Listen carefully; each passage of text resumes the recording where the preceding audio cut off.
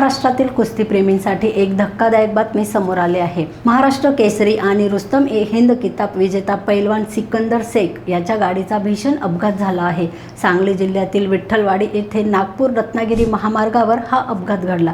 मिळालेल्या माहितीनुसार सिकंदर शेख कामानिमित्त सोलापूरकडे जात होता। विठ्ठलवाडी परिसरात त्याच्या थार गाडीने रस्त्याच्या दुभाजकाला जोरदार धडक दिली। या अपघातात गाडीचा पुढील भाग पूर्णपणे चक्काचूर झाला आहे। विशेष म्हणजे ही तीच थार गाडी आहे जी सिकंदर शेखला त्याच्या ऐतिहासिक महाराष्ट्र केसरी विजेता पदानंतर बक्षीस म्हणून मिळाली होती। सुदैवाने या अपघातात कोणतीही जीवितहानी झाली नाही, मात्र सिकंदर शेखच्या पायाला किरकोळ दुखापत झाली असल्याची माहिती समोर आली आहे।